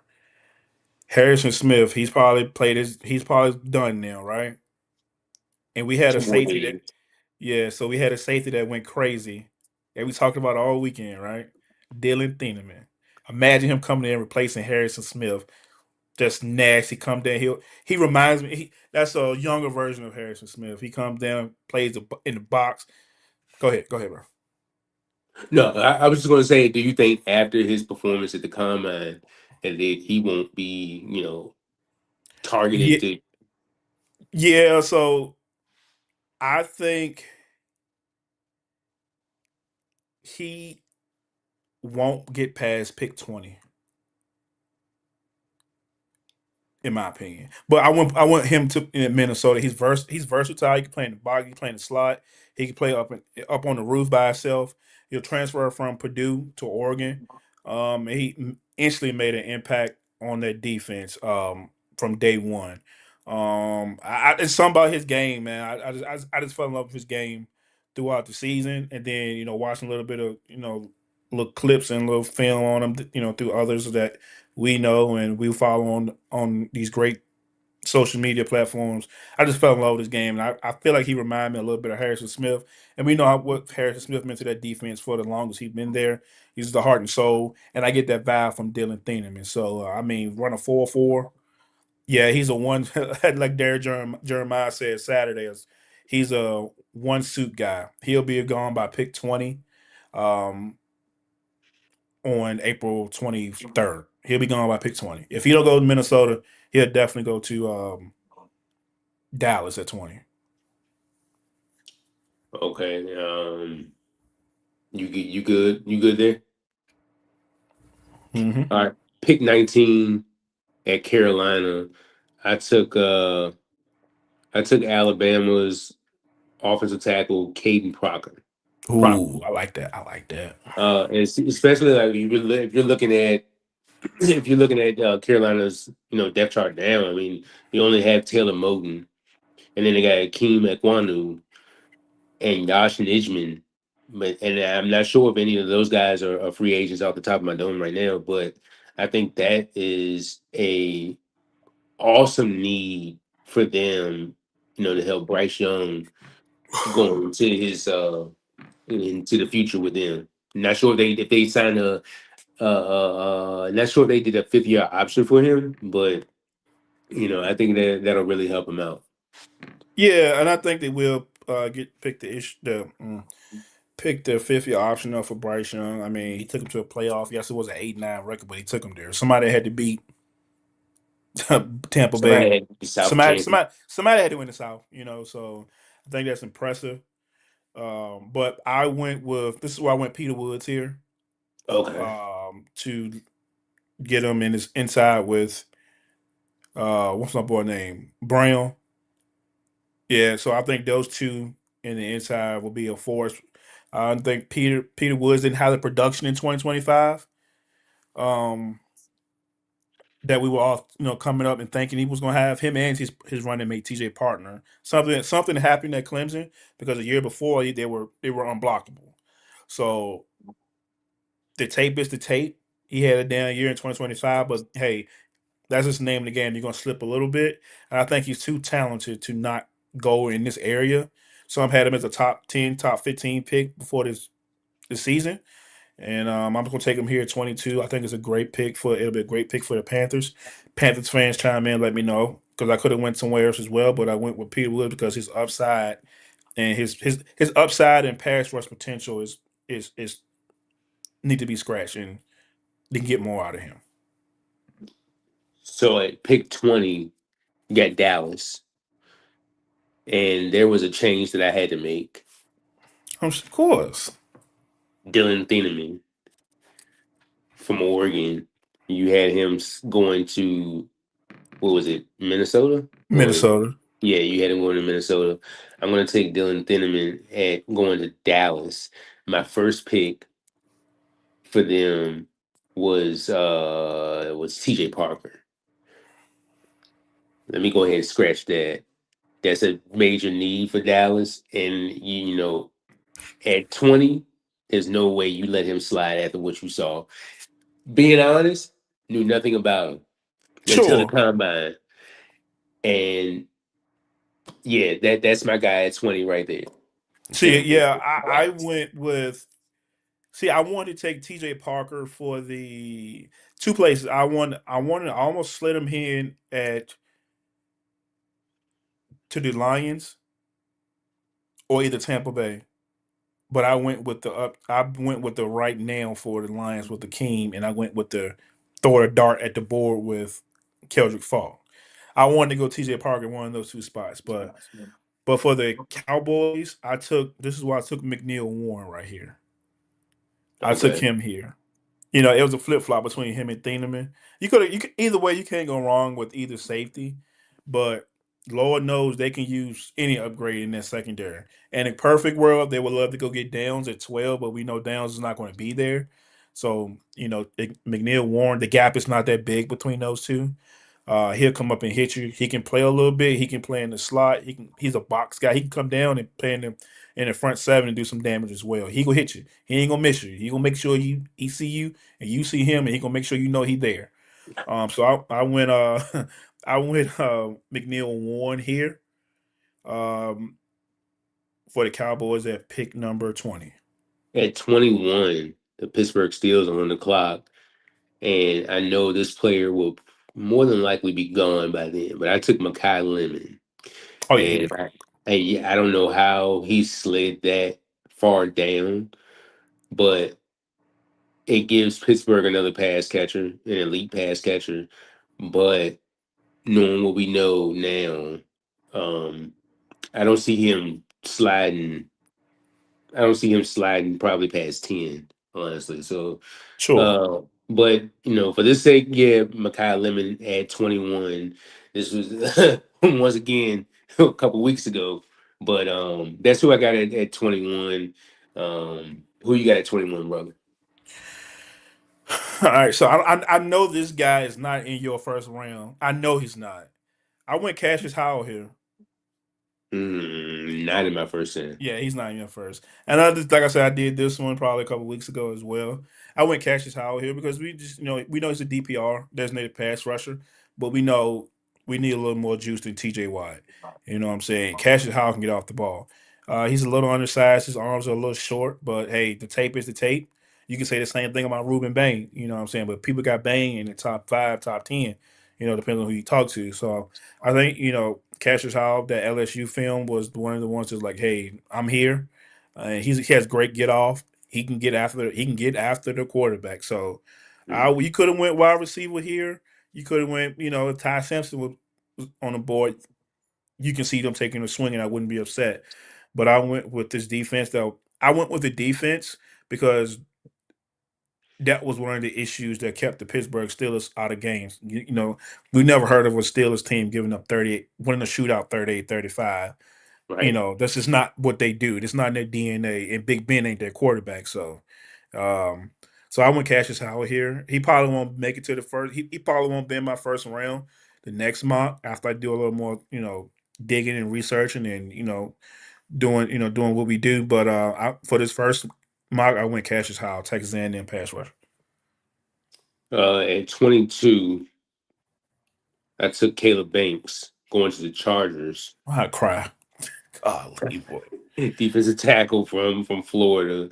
Um, that is a position of need for them as well. I forget who the free agents are, but you have guys like Khalil Mack um, hitting the market as well. I don't think he's going to be signing back with the Chargers. Different positions, but as far as shoring up the defensive line, I think that's somewhere that I can see Harbaugh going to getting tougher on that side of the ball. So I went Caleb Banks from Florida going to the Chargers at 22. Yeah, I went Christian Miller, defensive tackle from Georgia, at that point in time when we was doing this mock We at both went 22. defensive tackles. Yep. You could have went defense tackle or offensive guard. You could have went either one because they're, Wishcom's not coming back. What's his name? Uh, Beckton, he's not coming back. So you could have went guard there. Interior offensive line, but I went Christian Miller at the time. He's more of like a day two guy, early day two, mid day two guy for me. But at the time, I thought he was probably one of the best defensive, one of the best defensive tackles. But Caleb Banks said, "Okay, I'm 6'5", I'm here." So I agree a lot more with your Caleb Banks take than Christian Miller. But I took Christian Miller for this 1.0. At 23, the Philadelphia Eagles on the board. Um, I took Denzel Boston, assuming that they will trade away AJ Brown, and what better way than to fill in the wide receiver spot with him than another tall target in Denzel Boston. Denzel Boston's not up there with the Tates and the Lemons and the Tysons. Granted, you talked about Tyson's injuries and earlier in the show, but I feel like Denzel Boston could be a big contribution to a team. So what is he, 6'4", somewhere up 6'4", 6'5", somewhere up there. Is it that the ideal spot that considering where Philly is with their offense, is it the ideal spot where you see him at? Like, no, but um, I was deciding on two spots between Denzel Boston. It was that or either Buffalo, and I still may do it in mock 2.0, but I went Denzel Boston with the Eagles at 23. Okay, I'm not mad at that. I went Monroe Freeling here I, with I the. remember you picked that. I went Monroe Freeling here, tackle from Georgia, and we are in. They have. I can't think of my boy on the left side. I can't think of his name right now. I'm drawing a blank. But Lane Johnson. Lane's on the right. Uh, um, Big V. I can't think of his name right now. We have to look it up. Producer, look it up. But and the reason why I went Monroe Freeling here because we know, like you said, Lane Johnson's getting older in the tooth, right? He's not gonna be playing forever. Jordan Mailata. Jordan Mailata, yes, there you go. Lane Johnson can't play forever. I think Howie's smart enough to get ahead of the curve to have somebody in place behind Lane Johnson that can play both sides of the ball, left and right tackle. And Monroe's 6'5", 6'7", three some change. Um, had a good combine. That makes sense to me. They can go Sadiq here. They can go Sadiq here because we know Goddard's not going to be back. He's probably gonna move on. I wanted to go Sadiq here, but I went Monroe Freeland because of, hey, I think that makes the most sense. And like I say, 2.0, I may have to deep going here, depends on if we get news about AJ Brown when the league year starts. So, but for this time being, this mock, I went Monroe Freeland, offensive tackle, Philadelphia Eagles. Man, Sadiq there would be wild with his athleticism, man. Hmm. Uh, Going to 24, we got Cleveland on the board, and so far they traded for Titus Howard, and then they have Cam Robinson at left tackle. I took Emmanuel Pregnan from Oregon at 24 to give them another offensive tackle to add to that room. We throwing linemen at them, boy. Yeah, I mean, my God, you need it. So, uh, offensive tackle out of Oregon. I feel like that's not a bad pick, and I mean, then Cleveland got other directions that they can go as well. So that's where I went at 24. Yeah, for sure. Um, I went. This is getting trendy, and I understand. I went Omar Cooper Jr. here at 24, the wide receiver Okay. from Indiana. Um, he can get open. He can run everything on the route tree. His separation is great. He was Mendoza's number one guy. We see what he did in that Penn State game with athleticism. He ran a 4.4 some change, I believe. Um, so I, and they need it. Besides Jerry Judy and Harold Fan is their new tight end one now because I don't think David Njoku's going to be there. Yeah, man, you have to have that weapon in place for whoever the quarterback they're going to drop in and who knows when. So, yeah, man, I went Omar Cooper Jr. here, pick number 24. At 25 for Chicago, I took uh I took Caden McDonald from Ohio State. It may not be the case, but um, if you're looking at their room, I mean they're pretty stacked at defensive tackle.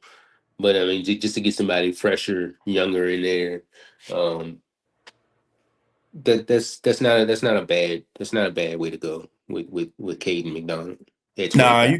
you can't go wrong. Caden McDonald to the Bears. I also took Caden McDonald to the Bears.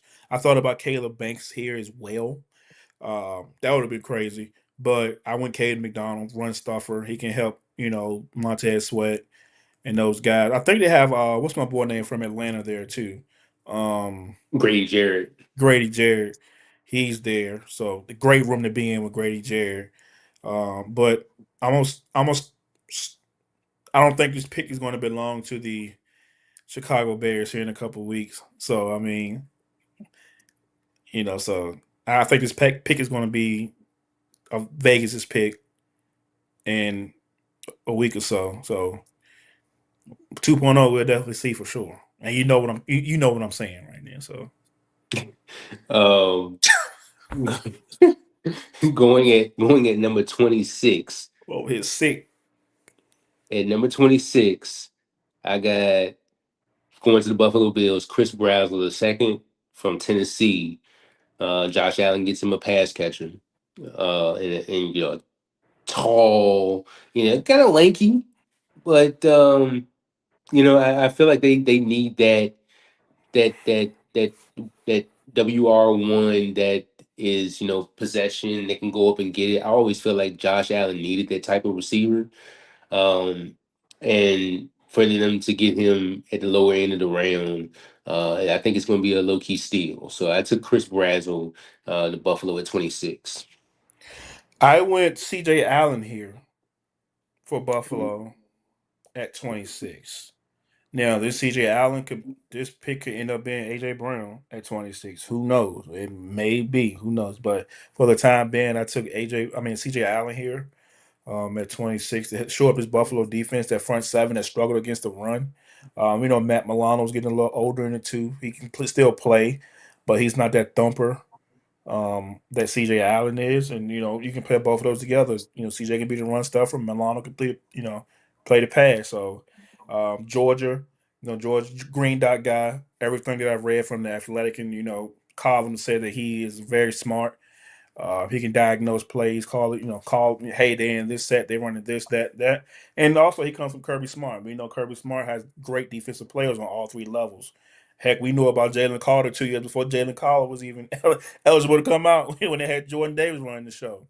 Yeah. So, I mean, just yes, they're not the names of old the beginning Georgia days when they had Carter and I mean Jordan Davis and all those, Kobe Dean and all those boys, but they still have good football players at Georgia, and I think CJ Allen is going to fit right in at the bottom of the first round for the Buffalo Bills if this pick doesn't get traded for AJ Brown, or receiver of that caliber. And remember, Carter could have went early, but he had gotten to the situation with the car accident. So, He's uh, supposed to be a Raider right now, but folks wanted to take somebody with the 6'7", whatever, bro. Pick 20, whatever. I ain't got time. I ain't gonna be mad. at Could be pick let it 20, pass. at pick 27 for the San Francisco 49ers, I took offensive tackle Caleb Lumu from Utah. Ooh, Um, I don't have that roster in front of me right now, but I've you got Trent Williams getting older. He's not getting any younger, and that could be the the the piece that'll you know be there when Trent is up and ready to retire. So I took Caleb Lumu at 27 for the 49ers. I'm gonna get my charger. I'll be right back. You can go ahead though. yeah. I'll wait for you because I want you to hear this one. Well, keep it talking. Okay, so with the pick for the 49ers, I took Kenyon Sadiq here to the San Francisco 49ers only because we don't know, George Kittle had coming off a gruesome injury. He's older, former fifth round pick, all pro, pro bowler, et cetera, et cetera. I just think, Sadiq could give them another weapon, another gear to their offense that Kyle Shanahan is looking for. And, with the young receiving core, because we don't know if Jawan Jenny's going to be back. You got Ricky Pearsall. So, I mean, I think that would be a perfect fit for this team. And, I know I probably hurt my boy Larry Hart when I said that name. I don't know if he heard me or not, though. But, Did you say yeah, Javon Daniels? I know I said I had Kenyon Sadiq going to the 49ers here at pick whatever number they're picking. Because, you want to get younger. Kittle is getting older. He's been more injury prone, injury riddled. And Sadiq's profile where he ran the combine, six whatever 4'4", 43 inch vertical. I think that'll be too much for Kyle Shanahan to pass up if he's there at pick number 20 something. If Philly don't snag him first, I think for you all Denver to get him, you're going to have to trade up to get him. And like you said, offensive tackle is a need for the 49ers as well because hey, if Trent don't get his contract reworked, he might be on the move and he'll be the top tackle on the board um, to get off free agency if he was to become available. So I went Kenyon Sadiq to pair with Ricky Pearsall and CMC. Um, yeah, and they start building that receiver core, getting younger for sure. That'll be dangerous if Be Kenyon ignorant, Sadiq went there. ignorant. Um, at 28, the Houston Texans on the clock. I took Connor Lew, interior The offensive center from lineman, Auburn. center from Auburn. Um, and with the struggles that CJ was having, and especially in the postseason, get some younger, fresher legs in there. I don't know who's the current center in there right now, but that's with 2.0 would definitely look a lot different. But that's who I went with at 28 with Connor Luke going to the Texans. Yeah, I went Caden Proctor here to Okay. the Texans. So Um, we both had offensive linemen and I'm at. yeah, I went Caden Proctor here for the Texans. Big guy. He 350, bro. People want to, his lateral quickness. We know he probably best suited at guard. But the biggest question mark that I have about Caden Proctor is can he play in space? You know, can he go out here and can he take a Max Crosby 1-on-1 out there in space when he kick you when he coming from a wide end. Can you go out there? Can you shuffle? Can you mirror him playing in space? That's my only question. I think he's better suited as a guard in the league, but I'm not going to. One of my philosophies is I'm gonna play you at a spot until you fail. Until he showed me that he can't play tackle in the league, I'm gonna keep him there. And if he can't, we'll move him aside, and you potentially have an All Pro, Pro Bowl guard on your hand for the next 10 plus years. So I'm going Caden Proctor to the Texans here in back half of the first round. At 29, the LA Rams are on the clock. I took Matthew Stafford's successor, and I went Carson Beck at Miami, going at 29. And you never know what Sean McVay can do with quarterbacks.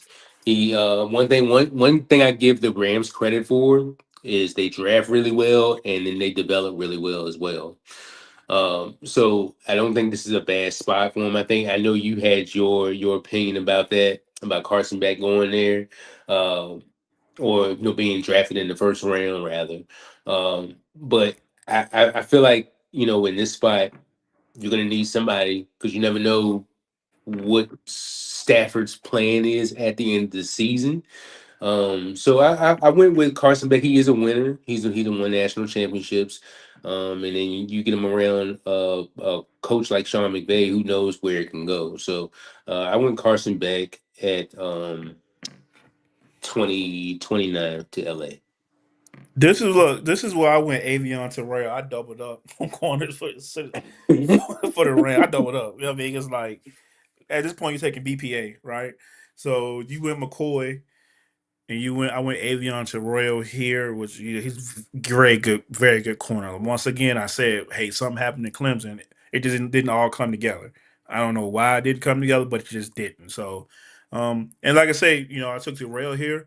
This pick can easily be Trent McDuffie here going to from the Chiefs to the Rams. So we don't know, Facts. to TBD. So either way it go, um, this gonna definitely look different come 2.0 for the Rams. One of them's gonna still be a corner, and I may mock a quarterback, whoever. But I thought about going with Ty Simpson here. I thought about it, but it's like, do I? Is he gonna help the Rams next year? No. Um, I think Avion Terrell will be able to help them right now because they're in win now mode. They want to win Super Bowl before Stafford retires. So yes, I guess you want to get the quarterback. I understand that, but this is a quote unquote one quarterback draft, and if you're not getting Mendoza, is it really worth it? Apparently, he got promised first round grades from some people, a first round picks. So we're going to be wrong about some team we had to pick about is going to take Ty Simpson, in the first round. So I went Avion Terrell. Um, Here for the Rams. At 30, got the Broncos. And I picked Kenyon Sadiq. Let's just get that out the way. But I don't think he's going to be available at 30 unless Denver gets aggressive and move up. And me as a fan, I don't want to see that happen because we're going to have to give up something to get something. Sure. So I'm just going to keep it right now. As far as 1.0, I'm going to keep it the same. And Kenya Sadiq 2.0 will definitely be something different. But I definitely, in order to get Sadiq, I definitely feel like they're going to have to move up. And that's just something as a fan, I don't want to see. But if we're able to get him, we're able to get him. And I mean, Bo Nix got some familiarity with him, being at Oregon. It it's just 4.3. Well, he ran a 4.3 at the combine, right? Uh, Hmm. so I mean, just elite speed, great pass catcher. So, yeah, I wouldn't Kenyon Sadiq at 30. Yeah, I went Denzel Boston here, and I went Hmm. Denzel Boston because I think you sold me on that. That him, being that guy, that's quiet. You talking about when I got you with the Miz meme? Yeah, I was like, Oh yeah, it do make sense. If they need that weapon, big guy can play in the slot. He can play outside. Um, he's a He reminds me of Rome Odunze, but Rome Odunze was a little better coming out. Same school and everything. Rome was just a little better. Um, so the route tree is not all there. It's some refinement that needs to happen. But I'm gonna go Denzel Boston because that's not Sean Payton's Joker quote unquote, but I think it's a necessary evil for you guys have to have this type of guy in your wide receiver room. And I'll say this again: this may be AJ Brown for all we know. So who knows? Who knows who Sean Payton's talking about when he's talking about this Joker? It could be Because his. last I don't year even we know. thought Evan Ingram was the Joker, and we see how that went. Going at pick 31, we got the New England Patriots on the clock. I took R. Mason Thomas, Mm. edge from Oklahoma, and in a spot where New England didn't get to the quarterback, like talking about in the postseason, rather for the whole season. I feel like you bringing somebody like R. Mason Thomas in can definitely help shore up the pass rush. I'm sure they have some other moves there as well. But I went with this pick right here at 31. Yeah, I went with supporting Drake May here. So I wanted to go two places here, right? This is barring no AJ Brown trade, right? I wanted to go either KC Concepcion here to give him more weapons, Mm. or I was it was KC Concepcion, it was Blake Miller. So I'm thinking about the Super Bowl, right? And you had two rookies starting, and you had my boy from UVA, Morgan Moses. He didn't have the best day on the job either. So I went with Blake Miller here, the right tackle from Clemson. They keep building up this offensive line. They started two rookies, played well, had some troubles down the stretch, and we all know how Super Bowl went. And I feel like, hey, they're going to learn, they're going to bounce back from this, and why not add to the right side of the line and give Drake May some more insurance as far as protection. So I went Blake Miller to the Patriots here at 31. And 32, the last pick for the Seattle Seahawks. And this could be a situation where Seattle moves out of the first round. They only have 4 picks. Definitely see a trade opportunity for somebody to come trying to get into the low end of to the first round. But since we're not doing trades, I went Emmett Johnson, running back out of Nebraska. Uh, Ken Walker is slated to be a free agent. Zach Charbonnet towards ACL. So that's going to be a need. Now they could get him in the second round, but I went Evan Johnson here, especially as a need for him. So that's where I went.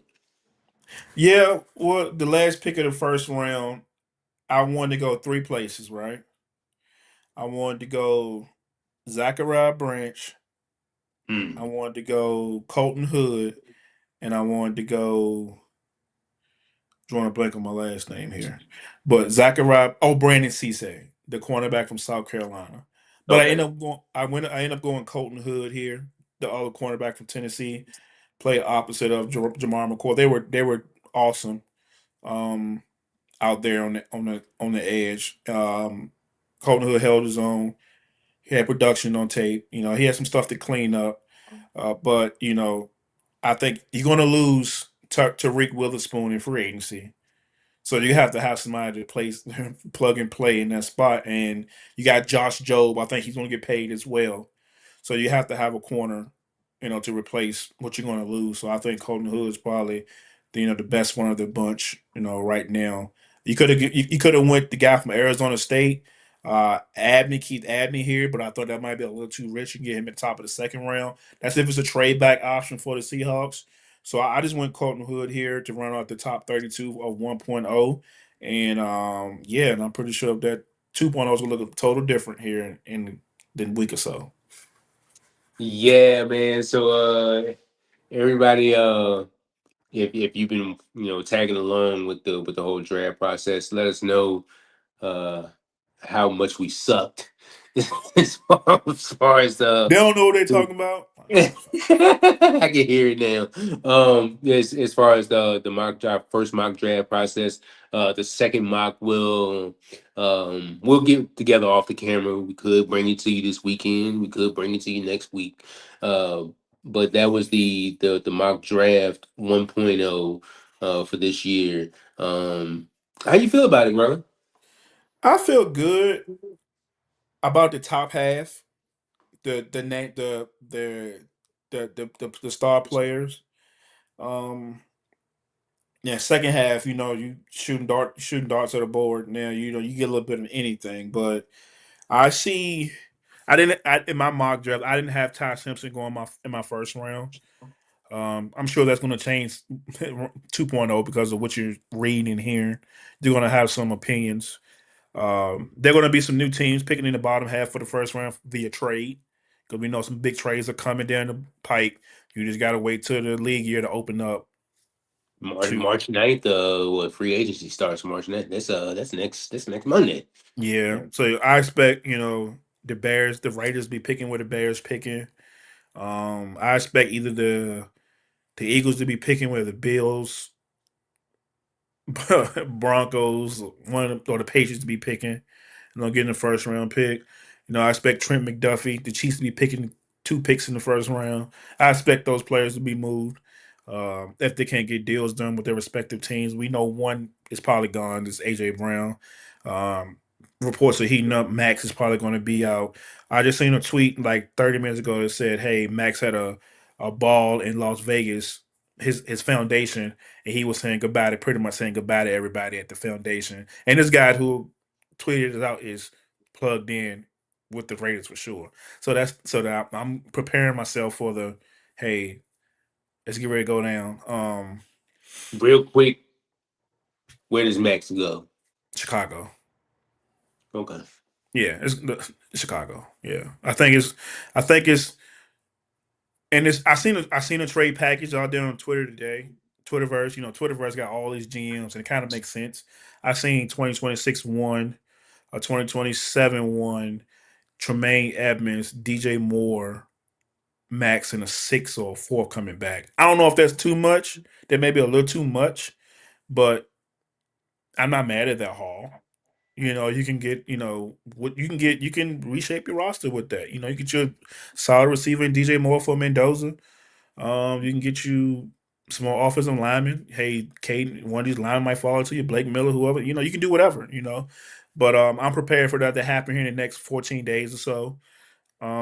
Let's see, what do the Vikings do at quarterback? Are they sticking with JJ? Do they bring a veteran in, like we said, Anthony Richardson? So free agency coming up next week. We got the next will define a whole lot of stuff that we probably will confirm what we're doing now, and we'll have a clearer picture of the draft of how it's going to shake out. But that's numero uno is free agency. We're going to have some big spenders that are going to spend some money that they may have a need for in the draft and take care of in free agency. A lot of Browns, like I can see the Browns doubling up at offensive tackle instead of me having them take Fano. They can go Fano and go Lomu for all I care in the first round. I wouldn't be mad at it. So or you can go Fanu, you can go Ty Simpson. You can do all those type things. It depends on what Todd Monken wants to do. So yeah, man, it's definitely going to get interesting for sure. 2.0 is definitely going to be different for me. Once we get some more information that we definitely will be looking for. But yeah, man, I'm just excited, man, to get this season ready to roll. So it only makes sense if we bring 2.0 2 days after free agency to start. Because even though free agency starts on Monday, there will be Tampering for sure.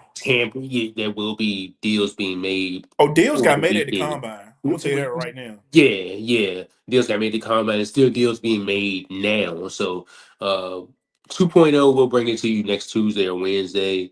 And then we should have a clear cut idea of how the draft's gonna go down in 2.0. Yep, because we got Maybe. pro days coming up. It's a big pro day. April. I can't think of what day with Mendoza's is. April 21. Everybody's going to be there. NFL Network, ESPN. They're going to be there. That's right Uh, before the draft. no, it's well, no, no, well, I take it's earlier than that. It got to be like no. I take that back. It's in March. It's in March. March Okay. 21st. I'm Okay. tripping. Um, Everybody's going to be there. I don't think you're going to see the Raiders there. If you don't see the Raiders there, then you know that means your pick is off. It's kind of like in the bag. Not saying that they won't be there, but you kind of know, hey, the hay's going to be in the barn come April 1. Like you know who you're going to take, and it ain't no secret. You know what I mean? So you're going to see the Jets there. You're going to see some teams there that's not picking in the top 10 there just because, hey, it's pro day. But I'm looking forward to his pro day. I'm looking forward to the two pass rushers from Miami pro day. I'm looking forward to Ohio State's pro day. I'm looking forward to Caden Proctor's pro day as well at Alabama. Him, Downs, Deontay Lawson, some of those guys, Damani Jackson, some of the guys that we're not talking about. Yes, Alabama still is Alabama, but they're not the Alabama of Nick Saban's, but they still have good players there. So yeah, I'm excited, man. It's gonna be a an eventful and a packed month for us here. We're really gonna be shooting a you know what to each other back and forth the next 2 months or so until I'm April definitely 23rd.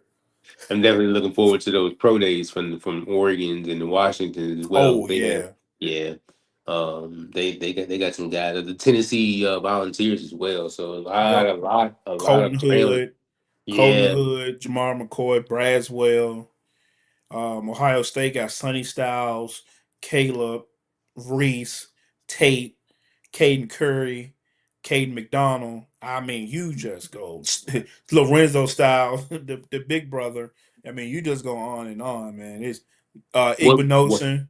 he was It's impressive in the combat as well. we're at four Lorenzo two Styles. seven. So What we yeah, doing, man. bro? What are we doing? Uh, But yeah, man. yeah, everybody chime in if you listen to the show this long. Um, who do you have having who's your team and who you think your team would select. You can write that in the chat. But as far for mine, Washington, I'm Larry Patterson, Game Time Sports Network, and this has been Mock Draft 1.0.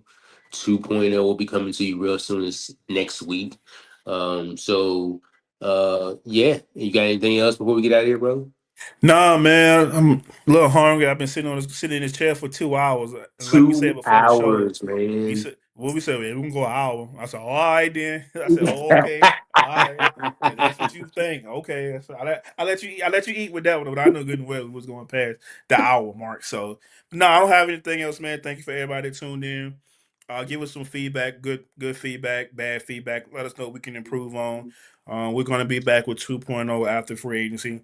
Probably we probably do like a we probably have a conversation about day one of free agency because all the big names are gonna fly off the board then, and then day two, day three, day four, you're trying to get you a good 53 man. It might not be the biggest names, but they're gonna be teams needs that need to fill out a roster. So we're gonna have free agency talk and then 2.0 and that like you said it'll clarify some things for us. So other than that, man, thank you guys for tuning in. You have a good night. Hug your loved ones. This world crazy out here, but other than that, y'all have a good day. Have a good day, everybody. Good night.